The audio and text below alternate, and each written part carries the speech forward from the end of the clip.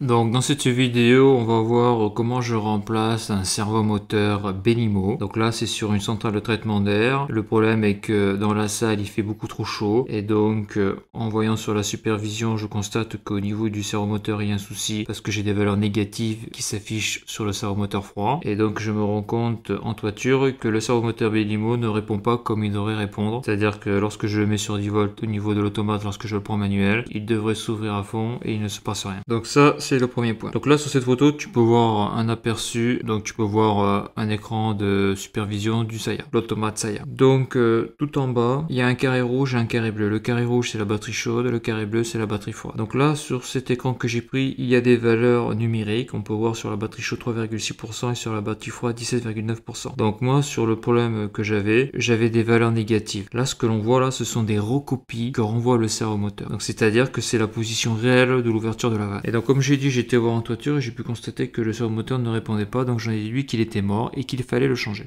Donc quand j'arrive en toiture, j'enlève la protection du servomoteur et je vois ça. Donc c'était la première fois que j'intervenais sur un Belimo, car souvent j'étais intervenu en chaufferie par exemple sur du Siemens. Et c'est vrai que les Siemens à démonter sont beaucoup plus simples, en tout cas pour les petits. Et donc là, l'approche est pas du tout la même. Donc déjà la première étape, ça consiste à enlever le manche. Donc ce petit manche là permet de manipuler la vanne lorsqu'on la passe en manuel. Donc ça je le montrerai à la fin de la vidéo comment on la passe en manuel. Donc là elle est en automatique. Et donc ce manche là s'enlève. Et au bout de ce manche il y a un petit outil qui va nous permettre de dévisser donc la vis que l'on peut voir au milieu là. Donc je parle bien sûr de cette vis là. Donc là on peut voir aussi la position là du servomoteur. Donc lorsque la barre est dans ce sens là, ça veut dire que l'eau ne passe pas. Et si la barre est dans ce sens là, ça veut dire que l'eau passe. Donc là c'est fermé, donc la vanne est à 0%, et bien sûr que lorsqu'elle est ouverte à fond, elle est à 100% d'ouverture. Et donc, maintenant que j'ai enlevé cette petite barre là, au bout j'ai un outil, donc c'est une clé Allen, hein, et je vais dévisser cette vis. Donc je mets l'outil, je dévisse la vis, donc une fois que la vis est dévissée, je peux enlever le servomoteur, et donc on voit que cette vanne là, c'est une vanne particulière dans le sens où elle est adaptée au servomoteur Belimo. Par exemple là, sur cette vanne là, je ne pourrais pas mettre un servomoteur Siemens, c'est pas possible, il faudrait remplacer la vanne de régulation. Donc là j'ai enlevé le vieux servomoteur qui est HS. Et donc là, ce que je vais montrer là sur le côté, et moi je le savais pas, je me suis fait avoir, c'est que quand tu veux la passer en manuel, cette vanne là, il faut appuyer à fond là sur ce carré noir. Donc tu appuies à fond. Le souci, c'est que si tu relâches, tu repasses en automatique. Mais ce que je n'avais pas vu, c'est que sur le côté là, tu as une toute petite languette. Donc le truc, c'est quoi? C'est t'appuies à fond et après tu appuies sur cette languette là, ce qui fait que le bouton noir ne remonte plus et tu restes en manuel en permanence. Et ça, je ne savais pas. Moi, par exemple, pour me dépanner, donc j'avais ouvert la vanne à fond parce qu'il faisait hyper chaud. Et pour pas que la vanne se referme, parce que même si la vanne déconnait, elle voulait se fermer en permanence, et bien j'ai décablé un des conducteurs d'alimentation du servomoteur. Comme ça, s'il n'y a pas d'alimentation, comme il n'y a pas de ressort pour fermer la vanne de manière automatique, la vanne reste en position. Donc il n'y a pas besoin de débrancher un fil, il y a ce petit plastique noir là qui empêche de remonter la vanne lorsque tu appuies à fond pour la passer en manuel. Donc là je fais un petit zoom sur cette pièce là qui permet de débrayer la vanne, de la passer du mode automatique au mode manuel. Donc là je vais changer le servomoteur et on voit que c'est pas tout à fait le même. C'est le NR24A SR. On remarquera avec l'ancien, il y a des choses qui diffèrent. Il n'y a plus le bouton Power adaptation et le bouton statut. Donc là, je mets la vanne à blanc et comme on l'a vu là, ici et ici, on a des butées. Donc le but, c'est de bien placer les butées pour que à 0% la vanne soit fermée à 100%. Quand je dis que c'est-à-dire qu'il ne faut pas qu'elle reste un petit peu ouverte. Et lorsqu'elle est ouverte à 100%, il faut vraiment que la vanne soit ouverte à 100%. Donc quand je dis qu'elle est fermée à 100%, c'est entièrement fermé bien sûr. Parce qu'au début, j'avais pas réglé les butées, je m'étais rendu compte que quand je fermais la vanne manuellement, en réalité, elle était à 5-6% d'ouverture, elle n'était pas à 0%. Donc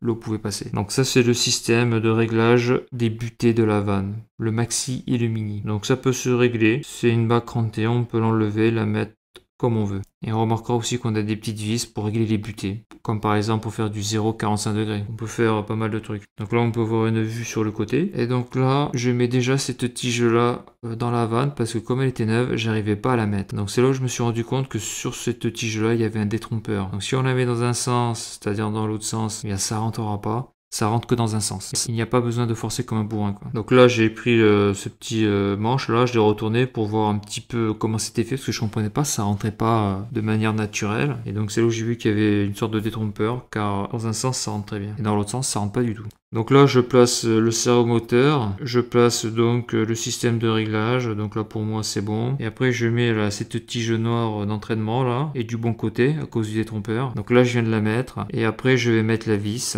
Qu'avant de mettre la vis, je mets la vanne en manuel et je la tourne. Donc là elle est en position fermeture, donc la vanne est à 0%. Et après je vais tourner la vanne à 100% et je vais voir que les butées soient bien à leur place. Là on peut voir une vue sur le côté. Donc là je resserre la vis, donc je fais les étapes dans l'autre sens. Et une fois que la vis est serrée, eh bien je vais pouvoir remettre le manche. Et là je suis en train de remettre le manche. Donc ça c'est le manche qui nous permet de la manipuler en manuel lorsque bien sûr on appuie sur le bouton. D'ailleurs on peut voir que sur la photo j'ai appuyé sur le bouton en bas à droite pour la débrayer et que le bouton ne remonte pas car j'ai appuyé sur le petit loquet pour pas que ça remonte. Donc là je viens de finir le montage de la vanne.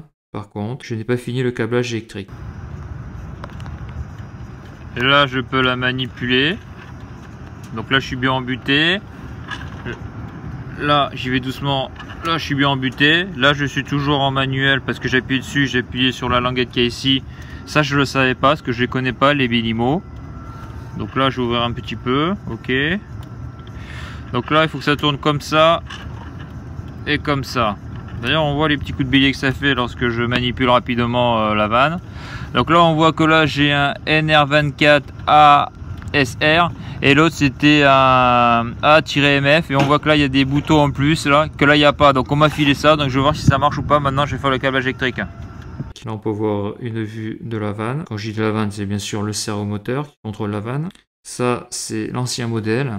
Donc à noter, là où il y a la flèche, là, il y a marqué Y1, Y2, car bien sûr, sur ce servomoteur là, suivant ce que l'on veut faire, on peut tourner soit dans le sens horaire, lorsqu'on envoie le 0,10 volts, ou soit dans l'autre sens, dans le sens anti-horaire. Et ça c'est hyper important, et ça on le voit si on tourne dans le bon sens, que lorsque l'on met le jus. Donc là je suis bon, il me reste plus qu'à câbler pour pouvoir régler le sens de fonctionnement de la vanne. Donc là on a 4 fils, blanc, orange, noir, rouge. Et là on utilise, c'est des Wago là, pour fil souple, fil rigide, ils sont pas mal ces Wago, je les aime bien. C'est vrai que ceux-là ils sont beaucoup mieux que les dominos. Donc là je fais le repérage du câblage. Donc une fois que j'ai tout repéré, je vais pouvoir câbler.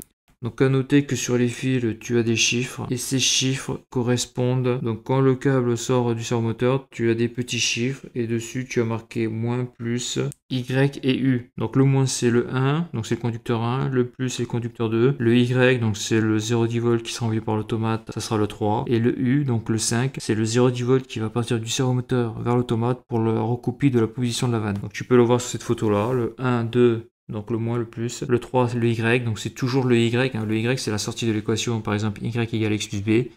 Donc tu sors égal Y, et en Y, tu auras une valeur qui va varier de 0 à 10 volts. Donc là, tu ne peux pas te tromper, le Y, c'est toujours donc le 0,10 volts qui vient de l'automate. Et après, le U, c'est une tension qui fait aussi 0,10 volts, mais c'est le servomoteur qui le génère. Et ça va à l'automate pour vraiment connaître la position réelle de la vanne. Parce que c'est pas parce que l'automate dit, par exemple, 5 volts, 50% d'ouverture, que la vanne va s'ouvrir à 50%, peut-être que la vanne sera bloquée. Et ça, c'est le U, donc c'est la recopie qui va le dire à l'automate. Donc là, on voit que monté, là je teste mes butées et même j'ai envie de te dire je teste pas mes butées, là je viens de mettre sous tension le servomoteur, c'est-à-dire en le câblant car j'ai pas coupé le jus vu que c'est du courant faible. Il faut savoir que le servomoteur en plus et moins 1 et 2 est alimenté en 24 volts, soit alternatif ou en courant continu. Ici c'est en courant continu. Là ici il y a le sens de rotation là, donc là je l'ai inversé, je sais pas si c'est bon. Là la vanne se ferme.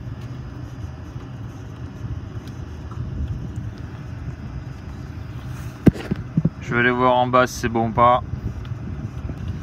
Là la vanne est fermée. Donc ça veut dire qu'en bas je dois avoir du 0 volt. Quoi, ici je dois avoir du 0 volt je pense. Donc je vais voir ça. Donc là j'ai inversé le sens de rotation ici. La vanne est ouverte à fond, on est dans son passage de fuite. Là je me suis mis sur la recopile, j'ai bien 10 volts. La vanne est ouverte à fond, 10 volts c'est 100%, ok. Là je suis raccordé ici, là sur le 5 c'est la recopie. Donc si je me mets sur le 3 c'est Y, c'est le signal qu'envoie l'automate. 3. Donc là je me suis mis sur le 3, c'est bon. Le 3 l'automate demande l'ouverture à 100%. Donc là on est bon. Là ça n'a pas l'air d'être mal, je vais le contrôler sur l'automate. Et après je vais refermer. Comme quoi, il faut vraiment bien contrôler le sens de rotation de la vanne. Donc là, tu vois que j'ai changé le servomoteur et tu peux voir que maintenant, là, ici, là, il a 97,8%. Donc là, la demande d'envoi est maximum. Alors, elle est maximum parce que j'avais mis la sortie analogique de l'automate en manuel et à 100%. Parce que là, ici, là, tu peux voir que la température de reprise, donc la température qu'il y a dans la salle est de 23,6 degrés. L'air passe ici. Donc là, il y a un échangeur de chaleur, un récupérateur de chaleur. Et donc là, ici, l'air est extrait à l'extérieur. Et ici, là, tu as l'air neuf.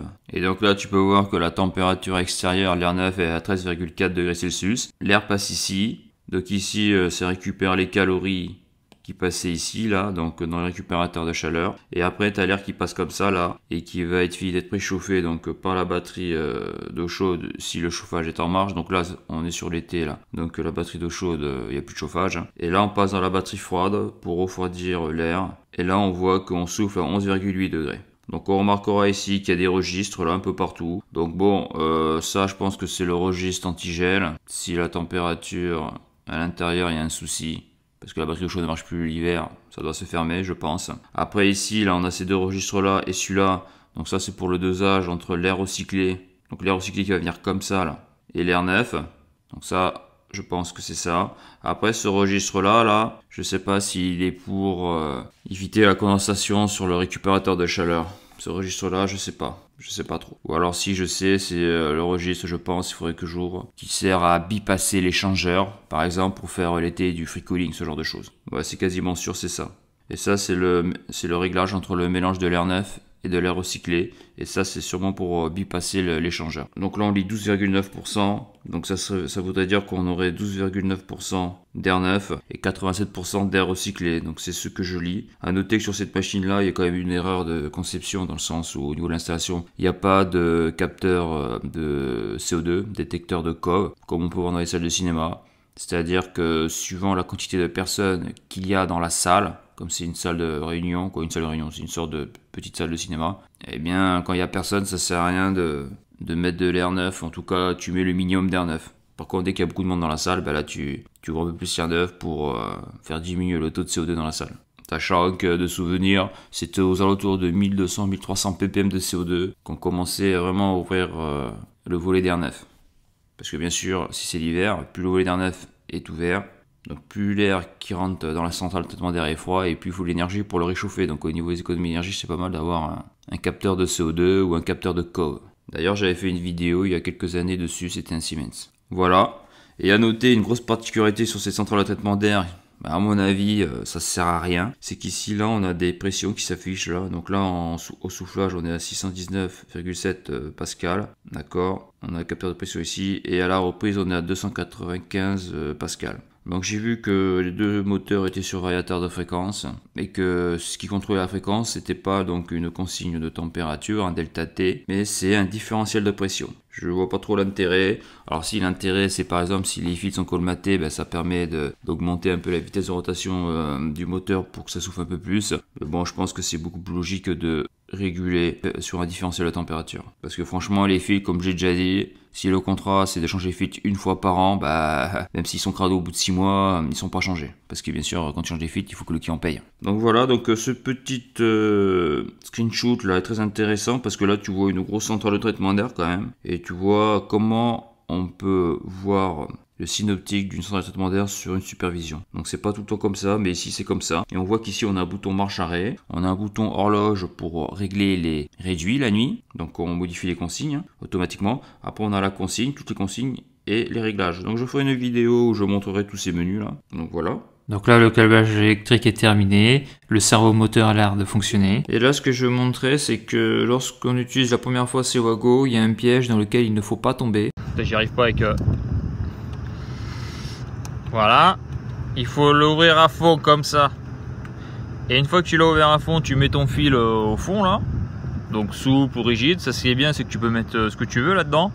Et une fois qu'il est à fond dedans, je sais pas si on le verra là, mais on voit que c'est complètement ouvert.